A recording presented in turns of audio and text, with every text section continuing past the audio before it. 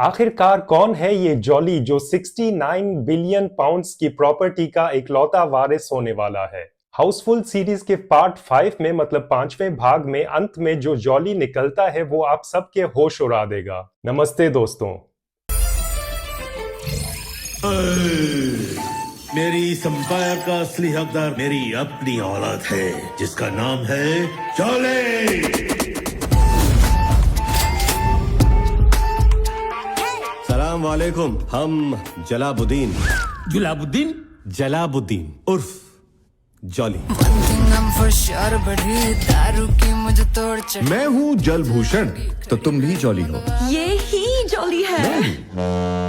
और एक जॉली, लगता है बाहर जॉलियों का ट्रक पलट गया। My name is Julius. I am the real Jolly. और ये दोनों नकली है। ये क्या? पापा रंजीत। दोस्तों, जब सन 2010 में हाउसफुल का पहला पार्ट रिलीज हुआ था, उस वक्त किसी ने ये नहीं सोचा होगा कि ये फिल्म आगे जाके एक ऐसा फ्रेंचाइज बन जाएगा, एक ऐसी सीरीज बन जाएगी जो कॉमेडी जॉनर में नंबर 1 पे पहुंच जाएगी और जिनकी फिल्मों का फैंस को बेसब्री से इंतजार रह जाएगा, क्योंकि कॉमेडी जॉनर ने ये काम आज तक ऐसे इस तरह से नहीं कर दिखाया है जैसे हाउसफुल ने कर दिखाया है। यहाँ पे मैं ये कहना चाहूंगा कि हाउसफुल का पहला पार्ट जो था, जो 2010 में आया था, वो साजिद खान ने बनाया था। मतलब बाद में धीरे धीरे करके साजिद खान से वो चैप्टर ले लिया साजिद नाडियाडवाला ने अपने हाथ में। और साजिद खान का जो आइडिया था उस वक्त हाउसफुल बनाने का, वो असल में पैदा हुआ था उससे भी 3 साल पहले, मतलब 2007 में फिल्म हे बेबी के साथ। हालांकि हे बेबी की स्टोरी तो बिल्कुल अलग थी। वहां पे एक छोटी बच्ची की कहानी थी जो अक्षय कुमार और रितेश और फरदीन खान के घर के दरवाजे के बाहर छोड़ दी जाती है। साथ में एक चिट्ठी मिलती है जिसमें लिखा होता है कि कुत्ते कमीने अपनी बेटी को संभाल, और वहां से शुरू होती है एक रेस ये पता लगाने की कि वो बेटी थी किसकी। हे बेबी का सक्सेस देखने के बाद साजिद खान ने सोचा कि इस फिल्म का एक सीक्वल बनना चाहिए, आगे जाके सीरीज बनेगी, फ्रेंचाइज बनेगी, वो तो उस वक्त किसी को नहीं पता था, साजिद खान को खुद भी नहीं पता होगा। लेकिन उसने सोचा उसके 2 साल बाद बनाते हैं फिल्म हाउसफुल, और उसकी स्टोरी थोड़ी सी चेंज होगी, लेकिन अक्षय कुमार और रितेश देशमुख उसमें एज अ लीड कास्ट पक्के होंगे। और वो स्टोरी वाकई बिल्कुल अलग निकली। मतलब हे बेबी के साथ उसका कोई ताल्लुक, कोई कनेक्शन नहीं रहा, क्योंकि हाउसफुल की स्टोरी ऐसे बन गई कि वहां पे साथ में लिया गया अर्जुन रामपाल को, उसको कास्ट किया गया एक खतरनाक रोल के लिए, एक FBI के एजेंट के रोल के लिए, जो कि अक्षय कुमार के इसलिए पीछे पड़ा रहता है हाउसफुल मूवी में कि वो उसकी बहन के साथ जो प्यार करता है जो लड़का, वो उसके काबिल होना चाहिए, उसके लायक होना चाहिए। और अर्जुन रामपाल का मकसद होता है कि पूरी तरह से पता लगाए कि जो अक्षय कुमार, जो उसकी बहन दीपिका ने चूज किया है, वो उसके काबिल है या नहीं। वो तेरे इश्क में हद से गुजर जाऊं, मैं झूठ कहूं तो मर जाऊं। सब तेरे हवाले कर जाऊं, मैं झूठ कहूं तो मर जाऊं। एक दूजे से हम दूर हो, मिलने से कभी मजबूर हो, ये सोचूं भी जो मैं कभी तो डर जाऊं। तो अर्जुन रामपाल फिल्म में अक्षय कुमार को बहुत टॉर्चर करते हैं, बहुत उससे सवाल जवाब करते हैं, यहाँ तक कि अक्षय कुमार को लाई डिटेक्टिंग मशीन का भी टेस्ट देना पड़ता है। और उसके भी 2 साल बाद, मतलब 2012 में आई फिल्म हाउसफुल 2, मतलब हाउसफुल सीरीज का दूसरा भाग। इसमें फिर से कहानी बिल्कुल अलग हो गई। 3 कपल्स का love affair, love story, love angle दिखाया गया, लेकिन यहाँ पे जोर दिया गया अक्षय कुमार और जॉन अब्राहम को साथ में लिया गया, इन दोनों की दोस्ती और दुश्मनी एक साथ दिखाने के लिए। मान लो कि एक नई स्टोरी बन गई, और फिर भी उसका नाम रखा गया हाउसफुल, क्योंकि हाउसफुल का पहला पार्ट बहुत सक्सेसफुल रहा, बहुत बॉक्स ऑफिस पे अपनी छाप छोड़ सका था। तो वहां पे साजिद खान और साजिद नाडियाडवाला दोनों ने सोचा कि इसी नाम के साथ अभी आगे चलते हैं, भले ही स्टोरी कुछ और बना लेते हैं, लेकिन कॉमेडी फ्रेंचाइज में रहेंगे और हाउसफुल का बोर्ड लेकर ही आगे जाएंगे। बॉक्स ऑफिस कलेक्शन किया था वैसे ही पार्ट 2 भी कर लेगा। कुछ नाम ऐसे बन जाते हैं, कुछ टाइटल्स ऐसे बन जाते हैं कि पैसा छापने की जैसे मशीन बन जाते हैं। नशा मेरा नशा छाएगा, मजा बना मजा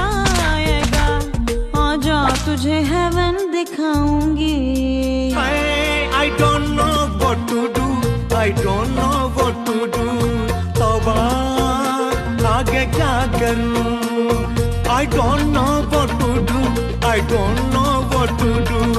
तौबा आगे क्या करूं? और उसके 3 साल बाद फिर 2016 में आई फिल्म हाउसफुल 3, जहाँ पे स्टोरी ये बनाई गई थी कि बोमन ईरानी को लिया गया था और वो प्ले करता है रोल एक फादर का जो कि 3 बेटियां रखता है और तीनों बेटियों की शादी करवाना भी चाहता है, लेकिन उसकी अजीबोगरीब शर्तें रखता है कि मतलब एक दामाद ऐसा होना चाहिए कि जिसे दिखाई ना दे, एक दामाद ऐसा होना चाहिए जो बोल ना सके और तीसरा दामाद ऐसा होना चाहिए जो लंगड़ा हो, मतलब चल ना सके। उसकी वजह ये होती है कि बोमन ईरानी को एक ज्योतिष ने कहा होता है कि आपके जो दामाद आएंगे वो आपको देखते ही, पहला शब्द बोलते ही और आपके घर में पहला कदम रखते ही आपको बर्बाद कर देंगे, आपको हार्ट अटैक आ जाएगा, आप मर जाओगे। बहुत ही रोमांचक हो जाती है हाउसफुल 3 जब फिर अक्षय, रितेश और अभिषेक बच्चन फिर ऐसे नाटक खेलते हैं कि मतलब बोमन ईरानी की आंखों में धूल झोंकते हैं और उसे ये बताने की या जताने की कोशिश करते हैं कि एक अंधा है, एक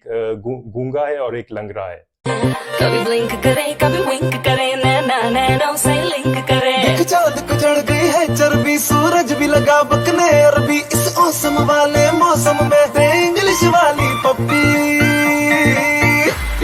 प्यार की माँ की आज से पूजा करनी है। प्यार की माँ की आज से पूजा करनी है। प्यार की माँ की आज से पूजा करनी है। हाउसफुल 3 की सक्सेस बॉक्स ऑफिस पर देखने के बाद बिल्कुल क्लियर हो गया कि ये फ्रेंचाइज जैसी भी बनाओ, जिसको भी स्टार कास्ट लो, अक्षय और रितेश को छोड़ के काफ़ी सारे लोग बदलाए गए, लेकिन इसकी सक्सेस ठस से मस नहीं होती, मतलब और बढ़ती जाती है लेकिन कभी कम नहीं होती। तो इसका मतलब साफ था कि पार्ट 4 भी कभी ना कभी आएगा ज़रूर। तो 2019 में फिर वाकई आ गई हाउसफुल पार्ट 4। पाला पाला शैतान का साला, पाला पाला रावण है, पाला पाला पाला शैतान का साला, पाला पाला। हैरी याद आया यही मेरा मकड़ा मार दिया। How dare you. जिसमें स्टार कास्ट के साथ, जैसे मैंने पहले बताया, अक्षय और रितेश को छोड़ के फिर से अदला बदली की गई।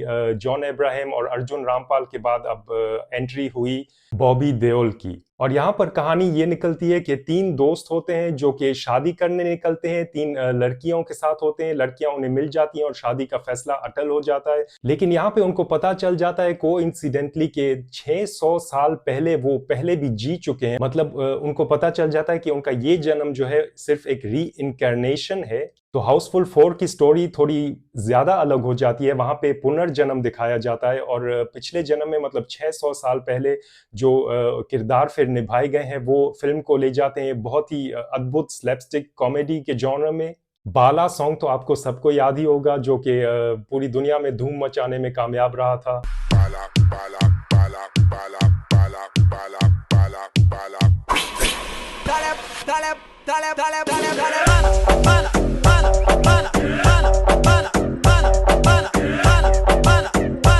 बाला शैतान का साला, जो कि था 600 साल पहले, मतलब पिछले जन्म में एक बहुत बड़ा राजा रह चुका था और उसका रोल प्ले किया था अक्षय कुमार ने। शादी करने वाले 3 दोस्त जो निकले थे वो फंस जाते हैं एक ऐसी कंफ्यूजन में जो आज तक, या मतलब 2019 की इस फिल्म तक पहले कभी किसी सिनेमा में नहीं दिखाया गया था। टकलिया, तेरा बाप टकलिया। अरे भाई, टकलिया नहीं, तखलिया मतलब जाओ। फिल्म ने बॉक्स ऑफिस पर और भी ज्यादा कमाल दिखाया, ऐसी छाप छोड़ी कि बॉबी देओल, जो कि उस वक्त लगभग फ्लॉप चल रहे थे या हो चुके थे, उनके करियर को भी दोबारा नया जन्म दे दिया। तो 2010 से लेकर 2019 तक इन 9 सालों में हाउसफुल के 4 भागों ने ऐसा धूम मचाया कि फिर उसके बाद लगभग सारे फैंस को यकीन हो चुका था कि पार्ट 5 भी जरूर आएगा। लेकिन उस वक्त किसी को मालूम नहीं था कि उसकी स्टोरी अब क्या होने वाली है, उसमें कितने लोग भाग लेने वाले हैं, कितनी अदला बदली फिर से कास्ट में होने वाली है। ये बात तो जाहिर थी या पक्की थी कि अक्षय कुमार और रितेश देशमुख तो रहेंगे, लेकिन जैसे कि पहले होता आया है, तीसरा कास्ट हमेशा चेंज होता रहा है और लड़कियों का कास्ट तो हमेशा पूरा का पूरा चेंज होता रहा है।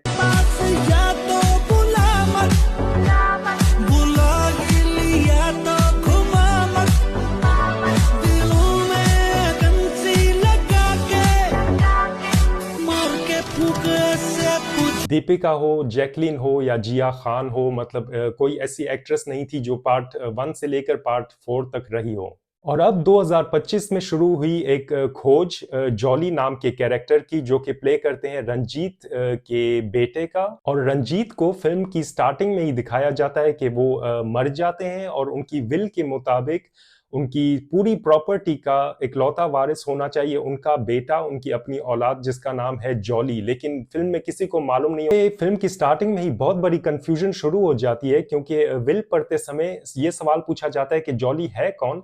तो वहां पे जॉलियों का जैसे पूरा ट्रक पलट जाता है, जैसे चंकी पांडे कहते हैं, क्योंकि एक के बाद एक जॉली आ जाता है और बोलता है मैं ही रंजीत का असली बेटा हूं, असली वारिस हूं। और उनमें शामिल होते हैं अक्षय कुमार, रितेश देशमुख, दीनो मोरेया और श्रेयस तलपरे। यहाँ पे मैं कहना चाहूंगा कि उसके बाद फिल्म में जो दिखाया जाता है लगभग 163-64 मिनट तक, मतलब लगभग 2.5 घंटे तक, वो एक बहुत ही मेरी नज़र में नाकाम कोशिश थी इस फ्रेंचाइज को आगे बढ़ाने की। कोई भी स्टोरी लेके डाल दो, उसी स्टार कास्ट को वापस रिपीट दोहरा दो, हाउसफुल नाम का बोर्ड लगा दो और हाउसफुल हो ही जाएगा। ये आइडिया मेरी नज़र में इस बार काम नहीं कर सका, क्योंकि फिल्म हंसाती तो बहुत है, कॉमेडी जॉनर को बरकरार ज़रूर रखती है, कुछ चीज़ें भी दिखाती है जिससे ये साफ पता चलता है कि ये फिल्म अब ज़्यादा कुछ खास कमाल दिखाने के लायक नहीं रही। मतलब ऐसी कोई स्टोरी नहीं बन पा रही जो जहाँ पे कहा जाए कि ये बहुत एक नई शानदार चीज़ थी, देखने लायक चीज़ थी।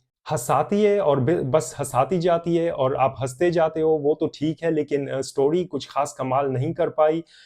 एक खून होता है फिल्म की शुरुआत में, एक कत्ल होता है और पूरी फिल्म में फिर यहाँ पे एक तरफ ये सोचा जाता है कि कातिल कौन है।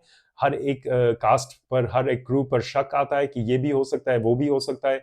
और आखिर में मैं कहूँगा जो कातिल निकलता है, इस फिल्म के 2 वर्जन्स बनाए गए हैं। ये एक नई बात है जो कि आज तक किसी फिल्म के एक वर्जन में, मतलब ए वर्जन में एक कातिल होता है और बी वर्जन में दूसरा कातिल होता है। ये आज तक नहीं हुआ, ये एक नई बात थी। मुझे ऐसा लग रहा था कि जैसे अक्षय कुमार अपनी पूरी कोशिश कर रहे थे इस फिल्म को बचाने की, लेकिन अक्षय कुमार जो कि कॉमेडी के किंग माने जाते हैं, वो भी पूरा इस बार ऐसा कमाल नहीं कर पा रहे थे कि उनके हर जोक पर हंसी आए या उनकी हर बात पर हंसी आए।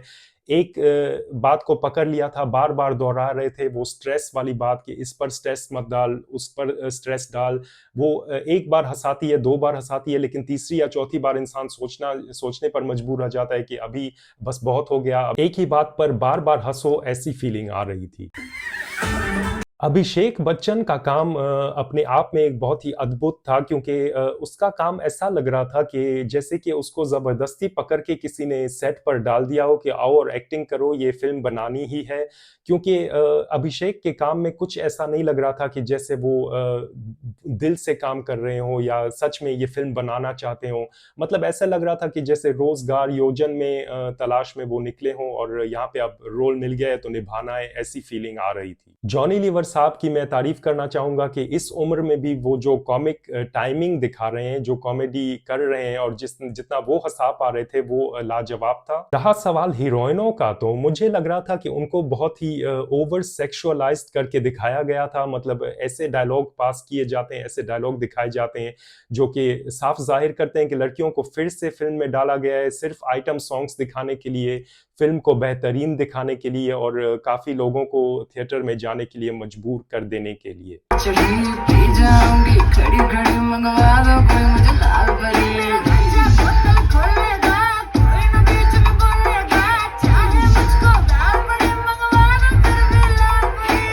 दिल जब मेरा पिघल पिघल पिघल जब कर दी तू पिघल पिघल पिघल दी जब तेन निकला के जिਵੇਂ ਮੋੜ ਤੂੰ ਸਿੰਗਲ ਸਿੰਗਲ ਸਿੰਗਲ ਜੇ ਤੂੰ ਮੋੜ ਦੇ ਸਿੰਗਲ ਸਿੰਗਲ ਸਿੰਗਲ ਫਿਰ ਮੈਂ ਵੀ ਸਿੰਗਲ ਸਿੰਗਲ ਸਿੰਗਲ ਕਰਾਂ ਤੈਨੂੰ ਗੋਦ ਤੇ ਬਿਠਾ ਕੇ ਗੁੱਦ ਗੁੱਦੀਆਂ ਟਿਕਲ ਟਿਕਲ ਟਿਕਲ ਲੈ ਮੀ ਸਿੰਗਲ ਸਿੰਗਲ ਪਲੀਜ਼ ਜਦ ਮੈਨੂੰ ਕਰਦੀ ਪਲੀਜ਼ ਸੀਨੇ ਵਿੱਚ ਮੱਚਦੀ ਚੀਜ਼ I'm from Punjab police freeze put your hands up and freeze put your hands up and freeze film के गाने बहुत लाजवाब थे, मुझे बहुत पसंद आए और मुझे लगता है कि बहुत छाप अपनी छोड़ पाएंगे, बहुत चलेंगे, बहुत सुपर हिट और वायरल हो जाएंगे। प्रोडक्शन वालों ने सोचा होगा कि ये फिल्म अब धूम-धाम मचा देगी, ऐसा कुछ नहीं है फिल्म में। मैं कहूँगा कि अभी 5 भाग के बाद मतलब 5वें पार्ट के बाद हाउसफुल सीरीज़ को यहीं पर स्टॉप कर देना चाहिए। जॉली की खोज में फिल्म दिखाती है एक सस्पेंस थ्रिलर की कोशिश एक कॉमेडी जॉनर के अंदर, जो कि उतनी डेप्थ में नहीं जा पाया मेरी नज़र में। फिल्म की स्क्रीन प्ले की तारीफ पहले घंटे में की जा सकती है क्योंकि पहला घंटा वाकई जल्दी गुजर जाता है। आखिर में लेकिन ऐसी हो जाती है कि कैमियो पे कैमियो हो जाते हैं। नाना पाटेकर, बॉबी देओल, जैकी श्रॉफ, संजय दत्त, ऐसे टू मच हो जाता है कि यहाँ पे इंसान को लगता है कि 1-2 कैमियो होते तो आखिर में शायद मजा भी आ जाता, लेकिन एक के बाद एक कैमियो।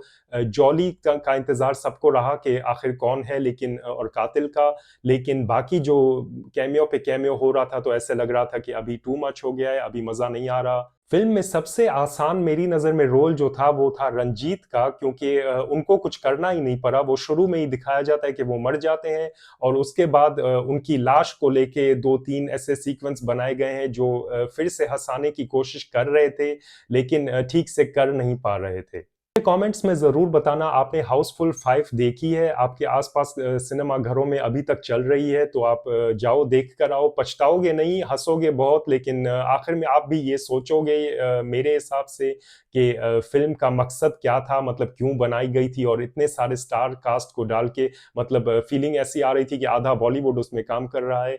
लेकिन फिर एक फिल्म भी ऐसी होनी चाहिए जो बहुत धूम मचा सके और वो मेरी नज़र में हाउसफुल 5 नहीं है। तो कुल मिला के हाउसफुल सीरीज का जो बेस्ट पार्ट मुझे लगा वो था पार्ट 4, क्योंकि वो वहाँ पे जो पुनर्जन्म की स्टोरी दिखाई गई थी राजा बाला के साथ, बाला सॉन्ग के साथ, वो मेरी नज़र में लाजवाब था, एक नया आइडिया था और एक नया। बाकी आप खुद ये फिल्म देख लो, आपको पता चल जाएगा कि मैं ऐसा क्यों कह रहा हूँ कि इस सीरीज को यहीं पर फुल एंड फाइनल स्टॉप कर देना चाहिए। हसीनों का मैं बंदा, मोहब्बत मेरा धंधा, मेरे आगे पीछे परियों का मेला रे। मेरे बात दीवाने तुझको ना कोई और जचेगी, ना तेरे दिन गुजरेंगे, ना तेरी रात कटेगी, कटेगी, कटेगी। अपनी तो जैसे तैसे, थोड़ी ऐसे या वैसे, अपनी तो जैसे तैसे, थोड़ी ऐसे या वैसे कट जाएगी। आपका क्या होगा जनाब आली, आपका क्या हो। अगर मेरा वीडियो अच्छा लगा हो तो एक लाइक दे देना, कमेंट कर देना, मेरे चैनल को सब्सक्राइब कर देना। अगर कोई शिकायत करनी हो तो मैं आपको इंस्टाग्राम पे मिल जाऊंगा, व्हाट्सएप पे मिल जाऊंगा, टिकटॉक पे मिल जाऊंगा, या फिर यूट्यूब में कमेंट्स में भी आप लिख सकते हो। वरना आपसे मुलाकात होगी मेरे अगले वीडियो में। तब तक के लिए take care, good bye and enjoy the movies.